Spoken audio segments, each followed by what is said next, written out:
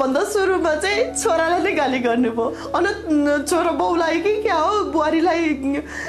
स्टेजमा बिकिनीमा लगिरहेको चाहिँ यस्तो बाउलाई कि क्या हो भनेर चाहिँ भन्नुभयो लास्ट झपार्नुभयो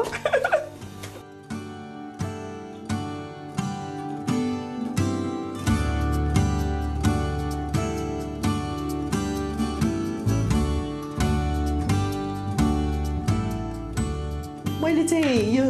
मेरो बडी यस्तो हुन्छ हैन बडी बिल्डिङमै जान्छु भनेर मैले सोचेकै थिइनँ हैन 15-16 वर्षमा मैले बिहे गरेको छिटै बाबु भइहाल्यो बिमारीको कारणले गर्दाखेरि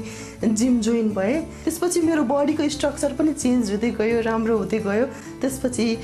मेरो श्रीमान मेरो गुरुले चाहिँ ल न तिमी एकचोटि स्टेजमा उभिदेऊ कस्तो हुन्छ अनुभव पनि हुन्छ तिमीले जित्नै पर्छ भन्ने छैन भनेर भन्दाखेरि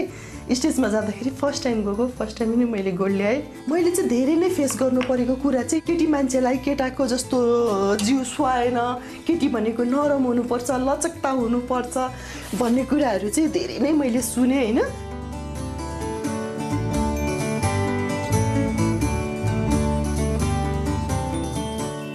मेरो श्रीमानले सपोर्ट गरिराख्नु भएको छ हैन 4 लाखदेखि 5 लाख चाहिँ कम्तीमा पनि छुट्याएर राख्नुपर्छ कि यो गेम खेल्नुको लागि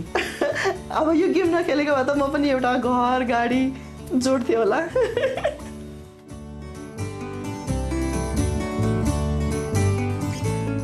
अब श्रीमान भएर मैले सपोर्ट नगरे कसले गर्छ त उसले त अब सानै उमेरमा मसँग उसले सबै आफ्नो घर छोडेर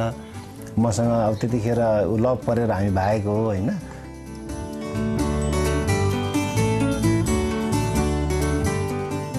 40 कटिसके मैले गर्न सकेको छु भने हजुरहरूले किन गर्न नसक्नु म गरेर देखाउँछु भन्नुभयो भने तपाई अगाडि चाहिँ अवश्य बढ्नुहुन्छ